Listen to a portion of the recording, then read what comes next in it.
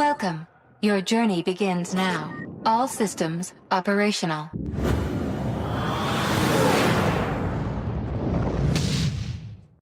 Welcome to StarFleet Radio. Today we're going to be talking about Section 31. I'm here with Rachel. Hi, Rachel. Hi. And Lewis. Hello. And I am Marcy, and we just watched the Section 31 Star Trek movie. This one has been loaded with controversy, and we are ready to go. I have actually not talked to Rachel at all about this film, so I have Not yet, no. Yeah, I have no idea how you feel about it. Wasn't sure if you did, because I did the first reaction stream for Tech Strike, so I was like, I don't know, maybe people have my opinions. Which my opinion is, this movie is fine. Right. Like, that's okay. Yeah, like, I guess we talked about controversy. There was Yes. a lot of very strong emotions, and my thought was, well, that was a fun action movie. Right. So I had a very similar reaction. I knew going into it that a lot of people hated it. And so I was a little bit apprehensive, but also I have probably different tastes than a lot of people. So a lot of times if the presiding opinion is that everyone hates it, then there's a good chance that I'm going to like it. And sort of the same reverse. If something is super popular, then I tend to be maybe a bit meh. So sort of might be an outlier. I did notice that it has a 17% score on Rotten Tomatoes. But personally, I really, really enjoyed it. I smiled, like physically smiled throughout a lot of this film. The movie was surprisingly funny. Yes.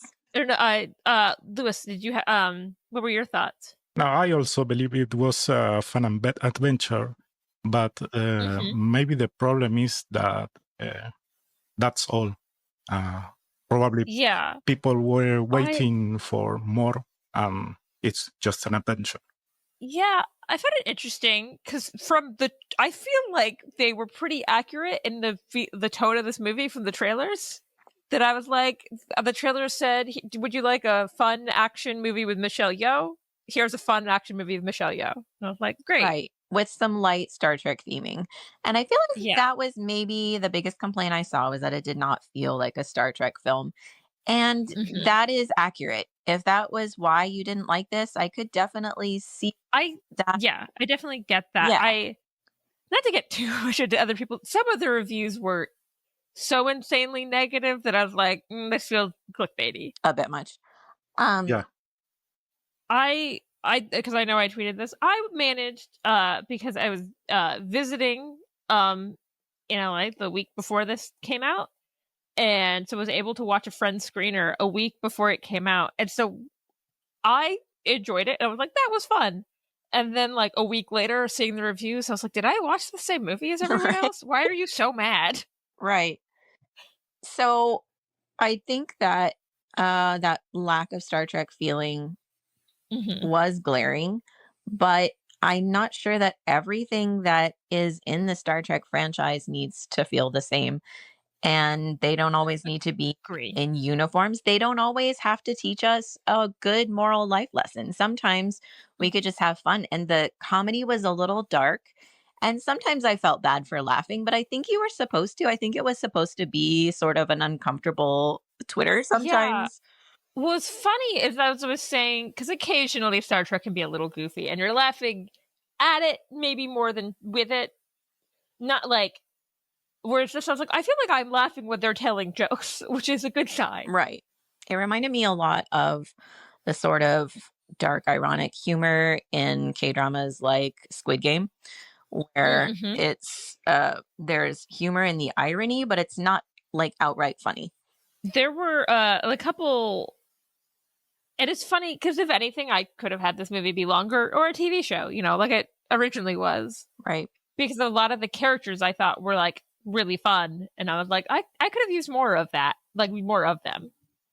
Right. But a lot of those actors, I was like, they have good comedic timing.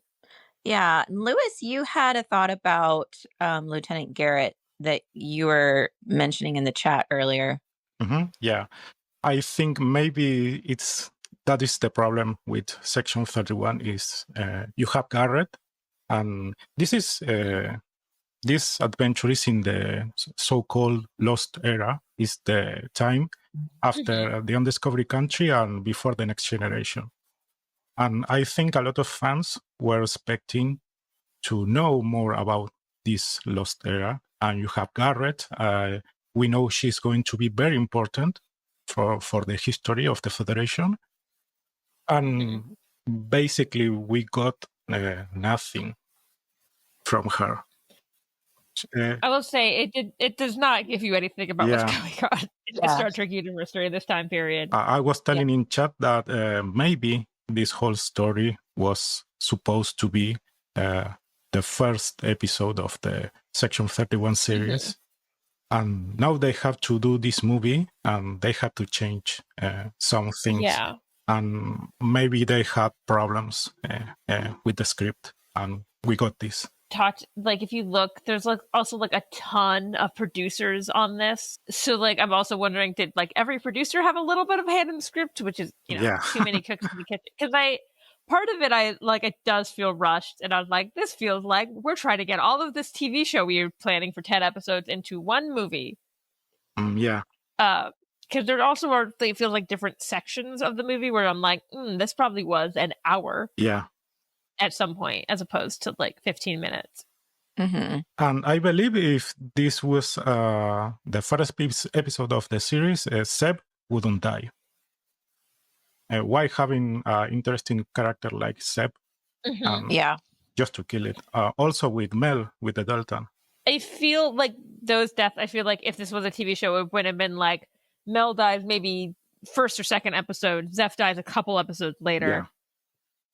And then I was lovingly calling that middle part of the movie Star Trek Among Us. As they're trying to figure out. I also played a lot of Among Us during the pandemic. We were bored. It happened. Right. No, I thought of that too. In fact, there were a couple of times I thought of video games, and the first one was that intro section where they're like, okay, you saw the backstory of her as a teenager. Now we're going to get you into the movie. We're going to get you up to speed. And it felt like a video game cutaway scene. That did. What was funny is I watched it with a friend, Aaron Harvey. I'll say it because he's in Star Trek stuff. Aaron Harvey, who wrote the book on Star Trek the animated series. But he was like, this feels like Escape from New York, only to figure out later that it was Jamie Lee Curtis. Oh yeah. They were like, no, that's why. But I was like, this isn't for us. And he was like, what do you mean? I was like, this isn't for you watched all of Discovery. This is for, what's the Star Trek movie, people? Right. Which I get needing that. Right. I think people were comparing it to Mission Impossible. I didn't think that was a fair comparison. It didn't bother me. It didn't bother me either. I saw the theory that someone thought maybe the movie got cut down a little bit, and they added that to be like, people aren't understanding enough of who she is. What was funny is I did not recognize that it was Jamie Lee Curtis the first time I watched it, but I did go, I feel like I've heard this voice in a commercial. I just didn't put together it was activity. Did it? Oh, I was screaming. I was like, I don't know. It was a voice I knew I had heard before, and I couldn't quite place where and why I'd heard the voice. Very much when I saw her face, I knew it was Jamie Lee Curtis. Right. Yeah, for sure. I just love Michelle Yeoh. I mean, I would watch her in anything. See, I think maybe that was why everyone's like, "Why are you watching this?" I was like, "I don't know. She's great." Right. And the eye makeup, the makeup. I loved her eye makeup. And that was a style that I saw for the first time. I think it was 2022 in Alchemy of Souls, which is a K-drama. And it's sort of been flying under the radar. It's popped up a few times in various shows and movies. I think they were the first people to do it, but I really liked seeing that style in Star Trek. I thought that was really fun to bring in some. I also, because it feels like it's nice because it's not so over the top that you're like, how do people have time to do that? But it over the top in a way that well, that makes sense for a Star Trek character. Right. Yeah, exactly. Yeah, it has a sci-fi element because just the styling of it. Yeah, but it really, and she looked so good in it. I thought it was great. This is to be fair, Michelle Yeoh always looks great. Even the parts of like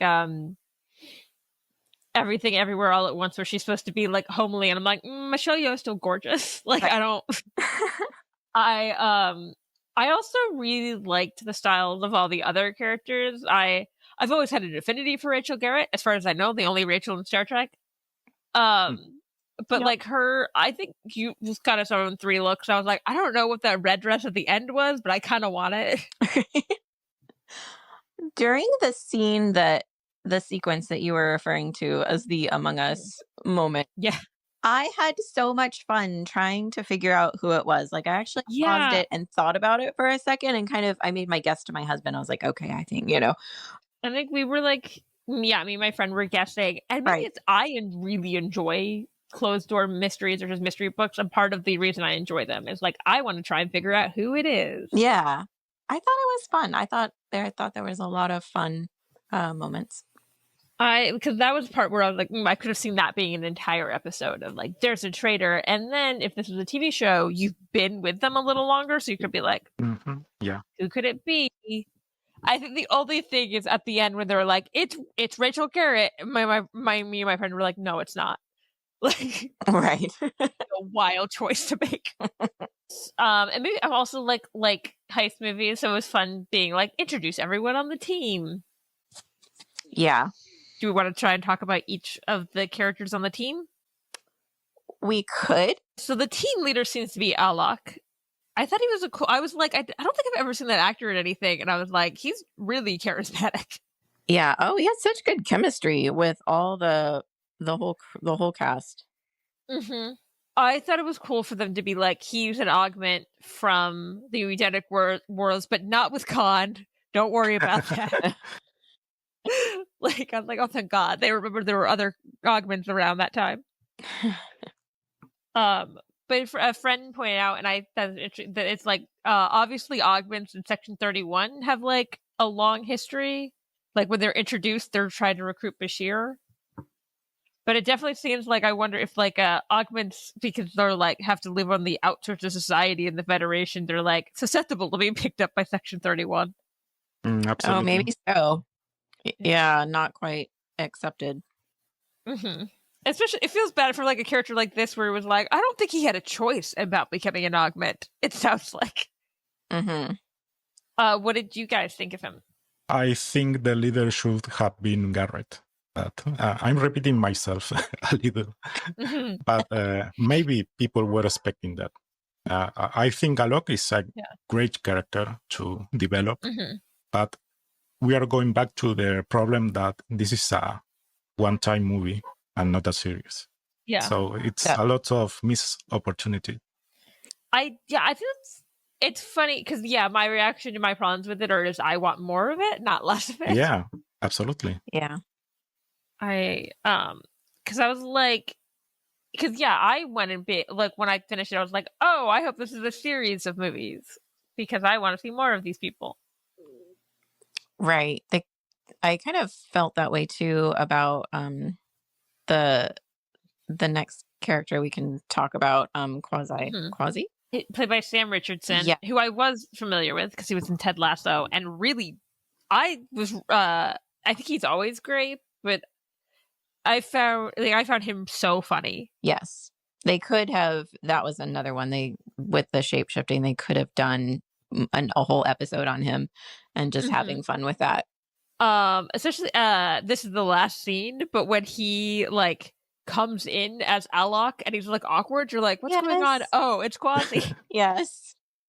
I thought that was so cute. His relationship with Alok, when he's like, please don't make me go with them, like during the Among Us sequence, and he was like, love you too, Cap. Because I also felt that show to be like, oh, they've been working together for a little bit. Like that, I think, was a good way of trying to show that when you don't have a ton of time to like show stuff like that. Yeah, that's true. Also, during the whole like, we only have garbage on this ship sequence. Yeah. Just gold comedically. I feel like my favorite character was Zeph with the mech suit. I felt so bad for him. I know, but he was. I didn't. This is one thing that I realized I like couldn't this maybe the second or third time I was watching it. I realized, was like, did he realize that like why his suit was like doing this? Yeah, I don't know. Like, at some point I was like, oh, does he think his suit's just going insane? Like, did he realize that it's Fuzz is the name, right? Right, yeah. That Fuzz is doing it, and now just like his suit has decided, I'm going to kill you and your friends. Yeah, we hear that thing. You hear the thing, and he's like, "They're your friends. Don't do this." And I'm like, "Oh my god, this poor man." Yeah, that's true. No, it was tragic, but he had some really good comedic moments early on. So funny. Yes, and that's why I felt so bad. Right. I also feel bad because he was the one I suspected, which I was kind of right. Yeah, I mean, yeah, in a way. Well, because I noticed he'd left. Right. And I was like, where'd he go? Yeah, he disappeared. Yeah, we need to talk about Fuzz and Wisp. And we need to talk about the accents, because I kept meaning to look up. Accents were choices. Yeah. But yeah, his accents, I assume that was like a deliberate choice to have them kind of over the top. It is definitely, I don't know if that's the choice I would have gone with, I will say. Yeah. It surprised me for Star Trek. I felt like he was good as like a villain, but I was surprised by the choice. I did wonder, I was like, was he supposed to be, I compared this to the character of Wells from The Flash, which is you just get a new one every season, and it became like a running joke. And I was like, was that what they were planning on doing with this actor? Yeah, I wonder how many we would have gotten if it had been a whole show. Yeah. Mm-hmm. Yeah. And if that was the gag, like he was going to have to do every accent, under the sun before he was done. I loved San, her friend. Yes. And I will say, as far as being predictable, I guessed who that man was right away. My biggest complaint was I actually wanted more of the love story. I wanted to know why he ended up betraying her, because he seemed to hold on for so long, much longer than I would. So what was the moment that he was like, oh, okay, now she's gone too far? Like, I wish, like, and this is what they just didn't have time for something like this. Right. So you would see her do something that was like, I can't forgive that. Right. Although, like, was it something that she did to his family personally? Like, what was? Although his family was dead, right? They said they burned his village. I guess so. Well, yeah, he didn't do it, but yeah, I think they said something like, "Oh, his village is burning as like a punishment for not being able to do it." So maybe he had already lost them anyway. Yeah, I don't know. Yeah, but I do feel like that could have been an episode unto itself with their story. I feel like the TV show, you get like, maybe you get to see some of their Hunger Games-esque thing that they had going on. Right. There could have been a whole episode. I know I'm not the first one to make that comparison with how they were describing that competition. Yeah, no, I think that was pretty like a trope now in storytelling. Funny is that I saw a couple people be like, does this make sense for the Terran Empire to do? And I was like, yes, because the Terran Empire is insane. Yeah, I was surprised we hadn't heard of it before, was my only thing when they... Well, we haven't really seen that many of their emperors. We've seen her, and we've seen Hoshi in the Enterprise episodes. And I think it was Father from Texas that kind of did the math, and this would make sense if, like, the timing of this would make sense that Hoshi's dying. Like, Hoshi's getting old. Yeah. Because it's not like it would happen every year. Right. I guess it'd be more akin... This is going to sound... I'm sorry, I saw Conclave the other day. It was more akin to, like, picking a pope. Most empires of the Terran Empire do not step down. Right. No, the amazing thing is they last as long as they do. I just, That would have been my only. I guess that they have this ready to go in case anyone kills one. Like that's true. Like that would have been my only. Yeah, the one thing that I wanted more was their story. I wanted the whole episode on the two of them being teammates, the betrayal. I wanted him holding on afterwards and what finally brought him to his breaking point. I wanted to see how much she still was relying on him because I wanted his death to matter more and that betrayal to matter more. So I wanted to know how much that hurt her. I would say I did like the choice that like she didn't deliberately kill him. That it's like she still had feelings there. Yeah, it's like it's like, well, obviously she has to fight back. He has a murder weapon. He has like an insane murder weapon, and then she actually just kicks the sword and like stabs him. Yeah, and I also like wonder if you had seen more of like if we got on the TV show, if we had seen more like maybe her like feelings, like there were ways that like she was showing her feelings, but like she couldn't show them really. So like he wasn't sure they were there like during the like. Whenever he was, I guess, in servitude to her. Right. Yeah. Well, because obviously that was a big thing. Because San is mentioned in Discovery Season 3, she says his name. Yeah. So, like, obviously that was, like, a big thing they've been setting up for years. And, like, obviously, like, the production of this movie, a TV show, the movie was, like, insane. So, like, it would be, I want to see the scripts. I'm so curious what that TV show is supposed to look like. Yeah. Yeah. Maybe we could get a novel. Or any people to write me fan fiction. Thank you. Right. Yeah, maybe we'll get a novel. I mean, there are Star Trek novels as possible. There are. A comic book. I'd love it in a comic book. I'll take it anyway. They want to give it to me. We talked about Rachel Garrett a little bit. Yeah. I like wanted more of her, but I like the actress a lot. I thought she did a really good job and was I think like I was laughing at her a lot. Like I like her jokes, her little moment when they leave her to do an action sequence and she gets out and it's just so excited that she managed to get out. Yeah. I wasn't as interested in her as any of the other characters. I hadn't thought a whole lot about her because I wasn't as familiar. Like I've seen a lot of Star Trek, right? But like I'm really bad with the names and the lore and keeping up with characters in my head. So I did not recognize her name when I saw her. And again, she's, as far as I know, the only Rachel in Star Trek. So I've latched on. So I was most bored by her, and I was even wondering why her character was there. And I had a sort of that reaction, like I didn't care. And it wasn't until I got to the chat and Lewis was talking about her that I was like, okay, and started thinking a little bit more about it. I would have loved to see more of her because I feel like also her like this is a pretty quick turn to be like, actually, I'm chaotic now. Yeah. I did enjoy her using a weird child toy to like blow something up. That was cute. I thought so much of Peanut Hamper from Lower Decks. Oh yeah. I was like, she talks just like Peanut Hamper. Although I did, and then I realized that I had a different interpretation of one of the scenes than apparently other people did. Oh, what was that? Okay, so when they throw the thing out it's going to explode, and the doll goes, "We're all going to die."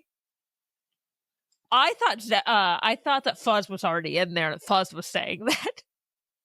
Oh. Not that was one of the pre-programmed things the doll said, because that didn't make sense to me. But someone was like, "Why does the doll say that?" I was like, I didn't think the doll actually said that. I thought Fuzz now in the doll spoke with that voice. Oh, that's interesting. Yeah, because why would a doll say that? Because the doll does not seem to be weirdly demonic.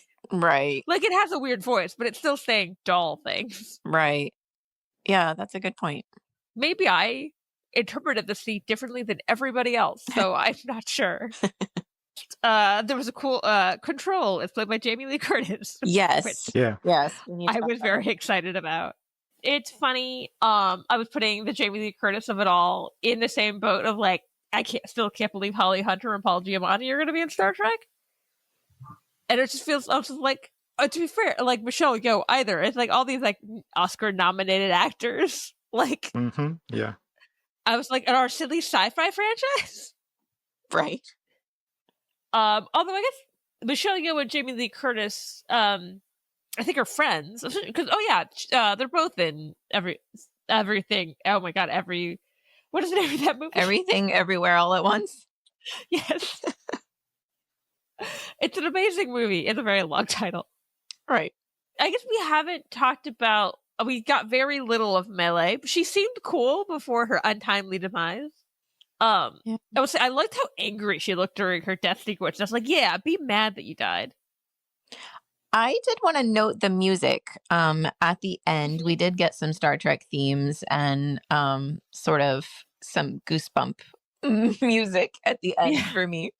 But they used it sparingly, and that's probably good because the theming was very different from Star Trek. So I'm glad they weren't blaring Star Trek themes at us while they were showing us something very different. No, there was a lot of more like needle drop music than. I mean, I thought all the songs sounded good. There wasn't a song I like recognized in there though. Till the end. Still at the end. I recognize the Star Trek that you would recognize. Yeah, it's a sci-fi trope, but a sci-fi trope I enjoy. I like the opera singer at the beginning. Yes. I think she appears at the end too. But my favorite part is when a fight scene starts happening and she grabs her mic and leaves, which I thought was so funny. Doesn't have someone to help her with it. She's like, I gotta go. Also, the action sequences were all really fun. I don't like. Oh, Michelle Yeoh hand-to-hand combat, great. Give me more. Yes. Yeah. The only action sequence that I had an issue with was on the little like train cart thing. I felt like it was too dark and they were slinging a lot of lights around in that scene, and I thought, okay, you can tell that they saved money on this by overlaying these things, and it just came off cheaper than it needed to, I think. I know, because I know a lot of people said they also had trouble keeping track of where everyone was during that fight sequence, which I do get. Yeah, it was also one of those, because I've seen people try to make guesses on the budget for this thing. Not that I thought it was bad. This doesn't seem like it had a huge budget to me, though. No. Especially because I've also seen people comparing it to like the theatrical movies. I was like, this did not have the budget of a theatrical movie. I can tell you that right now. In the budget of a made-for-TV movie. I mean, it's made for streaming, but it's like, it's the equivalent of that now. I think we need to talk about that too, because people always immediately talk down on made-for-streaming movies like they are going to be lower quality. They're going to be less fun. Yeah. But there's so much good content that comes out for small screens now. Like you've seen that is true. There have been so many. That I didn't enjoy. I more meant there's usually a smaller budget. Yeah, which sometimes like that works great. Right. But some of the really good storytelling that is made today, it never goes to theaters because I feel like there's all this cost involved with getting your film into a theater and the expectations along with that. We're not seeing a lot of small movie thing where like studios refuse to put a movie in theaters if it's not going to like break box office records. Right. And I'm like, I would love to go see these rom-coms in movie theaters, actually, guys. I think Star Trek refuses to like put anything that's not like the fourth Kelvin movie or whatever into like a theatrical thing, which is why I think we're getting like streaming movies now, because the people actually making them are like, well, we would still like to be able to make movies. We actually are. So I'm just seeing, we actually are getting a Star Trek Section 31 comic from IDW Publishing on February 5th, and it's a one shot. So hopefully we'll get some of our questions answered. Maybe they'll have more San in it. I hope so. I also, for as little screen time as he had, that actor playing the older San had like great screen presence. Yes. I was like really impressed with him. And it was like kind of one of those like, oh, more please. Yeah. Maybe we'll get more about Mel and why a Deltan is seductive. First time I hear about that. Oh god, I'm trying to remember. I'm not as familiar with like original series. Wasn't it a thing where they said like they all had this power, but most of the ones in Starfleet like refrained from it? I don't remember. For like, I will have to watch again the motion picture. Yeah, it's been a while since I sat down and watched the motion picture. This is from Memory Alpha. Their strong sexual attraction could be a distraction for members of other species, which is why Deltan swore an oath of celibacy upon entering service in Starfleet. That Deltan, however, not in Starfleet, so... Makes sense. Mm-hmm. And it also, I wish we could have gotten more of this. It seemed like her and Quasi were pretty close, because he seems the most, like, I would say most of the characters are upset that she died. He seems the most upset, though. Yeah. I will say, I kind of like the flashbacks with Georgiou. I expected Section 31 to be way more shady than they were. Mm-hmm. And I was like, oh, they seem a little Black Opsy, which is fine. Right. So maybe I was like, oh, maybe Section 31 hasn't gone as evil as they are by the time you get to Deep Space Nine. Also, this is more just the thing. I like that they used those storms can send you to the mirror universe, because that's how they got to the mirror universe. I think the first time they went in Deep Space Nine.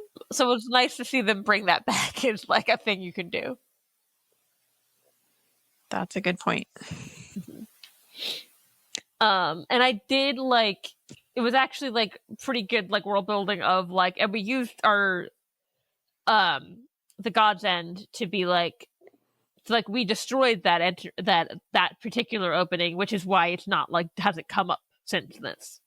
So in March 2024, Yo said she was open to making a sequel if the first film was successful. Unfortunately, after this reception, I'm going to guess that's not going to happen. I would guess not, although it would be interesting to see how well it actually does streaming wise. Because I have a theory that maybe more casual fans will be like, ooh, fun action movie. Or just like, I like Michelle Yeoh, let's watch that. It's possible. I think they were first on a lot of countries, but maybe it's because it's new. So we have to see in the upcoming weeks if they keep being one. I will say the one thing, which obviously once I realized it was like they didn't go back to Discovery Time, that didn't make sense. I had for a long time kind of thought Ash Tyler would be in the Section 31 movie. So I was like, that's so weird, just like, we're never seeing Ash Tyler again, right? Like, I remember. I had totally forgotten we did have that theory for the longest time after he left Discovery. Yes. I don't know if that actor is maybe, moved on to things, not super interested in coming back to Trek. Probably. Because I also thought that would be like a better use of that character than what they were doing with him in Discovery. Yeah. I think we were all in agreement that we're like, oh, when she met Book, we're like, oh, this is what the romance with her should be. Right. Yeah. Like, this is better chemistry. Yeah. Oh, I love Book. Yeah. Same. My big thing is like the one thing I was hoping for that I didn't think would happen is I keep wanting them to bring back Jason Isaacs somehow. I know. It's just not happening. I think this probably has more to do with Jason Isaacs probably just being busy and also British. Look, if they hadn't teased us so much with Lorca during the basically backdoor pilot to this, I want to meet Prime Lorca. He could still be in the mirror universe somewhere. I know. I would take a standalone movie just like Star Trek Lorca. Like I would Star Trek Finding Lorca. Yeah. Well, you could do the Star Wars thing, Star Trek, a Lorca story, and I would accept that. I would is Jason Isaacs probably way too busy to be doing something like that? Probably. Well, we still have Strange New Worlds, so we can have Lorca and Ash Tyler. This is true. I think Ash Tyler seems more likely just in that he's at least in the same universe. I think if Prime Lorca is still alive, he's in the mirror universe. Someone should go get him. We can dream. Yeah. Somewhere it's actually Jason Isaacs is just like, why are you so obsessed with me? because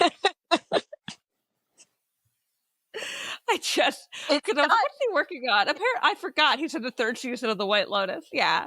He's been filming in Thailand. He's probably like, I'm good. Yeah, but it's not even the character. It's like you're saying, they've name dropped him so many times. I now assume there's massive storytelling behind here that they're not showing us. I will appreciate that in Discovery season 5 when they do that time travel, and I really like that episode where they're time traveling to the different points. They go to section to like season 1, and they're like, Lorca's off ship, and they never mention him again. And I was like, thank you. Yeah, don't ask for him. Yeah, like, don't go poking around looking. He's not here. Because that's what they mentioned him so much in that 2-parter. Yes. That I was like, did you have something written in because of the pandemic, or like something couldn't get him over? Like, I don't know. That, or they just know what the fans want and they were massively teasing us. Yeah, I know. Somewhere, if I ever meet Jason Isaacs, I'll ask him about Star Trek, and it'll be like, people still want me on Star Trek. Talk about it all the time. Yeah. But yeah, no, I keep just being delusional and decide this is how they're going to bring Lorca back. Right. Oh. I also love that I really want to meet Prime Lorca, a character I've technically never met. Like, I just assume that he's got to be kind of bad, or else no one would have been able to be fooled this long. I assume he is. Well, this is also that he was probably like rough on the edges, but not evil, kind of thing. Right. Because I will say the Admiral, she was like, once she spent some time around him, was like, oh, actually, the 5s are off.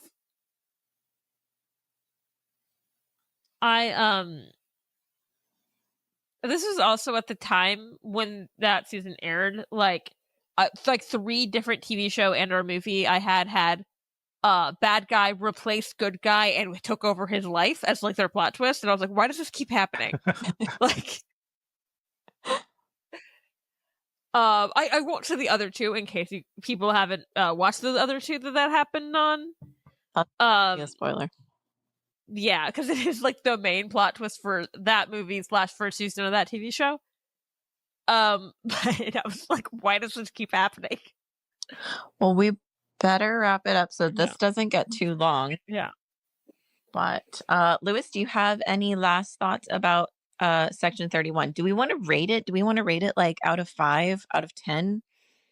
How many stars? How many stars out of 10 stars do you give this, Lewis? I think that's hard, but between 5 and 6. Like, it's okay. That's it. Okay, that's not bad. It's not bad. That's middle of the road. Yeah. Okay. What about you, Rachel? I was thinking like 7 or 8. Like, I did enjoy it, and I honestly think my review might be skewed by how negative other people were being. That I was just like, no, I had fun. Right. Like, the more you tell me I'm not allowed to like something, the more I'm ready to fight about it. Yeah. The more you're like, no, this was bad, the more I'm like, I had fun. Like, you can't tell me I didn't have fun. Yeah. I was like, I wanted to watch Michelle Yeoh kick people's ass, and that happened. That's right. I personally, I am like a 7.5 to an 8. I see some of the flaws in the storytelling, but like I said, I had a smile on my face during a large part of the movie, and it just made me feel happy, and it made me laugh, and that sometimes entertainment doesn't have to be deep. Sometimes it doesn't have to be serious. It can just be fun. And this one was. I'm so glad that we had a chance to talk about this and to discuss the movie. And I'm glad that everybody here gave the movie a chance and didn't let some of these bad reviews color our own perception of it. And I think that's so important with all media right now, because there's so many strong opinions and there's so many places to be exposed to those, and it can color your perception of a piece of media after the fact. So I think it's so important that if you love something, just go ahead, enjoy it. Don't let fandom or critics or anybody steal your joy. Just if you love it, if you love it. And if you didn't, if you were really disappointed by this, I am sorry. And I know that a lot of people had hopes and dreams for this that were not fulfilled. And that is totally valid. And it's okay to be disappointed. And I don't want to belittle that in any way to the people who were disappointed, because that is valid. That's how you feel, and that's just as valid as how we feel liking it. And hopefully the next thing that Star Trek makes, you're gonna love. So thank you so much, Rachel, for joining us. Thanks for having me. Thank you, Louis. It was good to talk to you again as well. Yeah, thank you. It was very fun. And thank you to all our listeners for tuning in for Star Trek Radio. We'll see you next time. StarFleet Radio is a Balloonhead Productions presentation.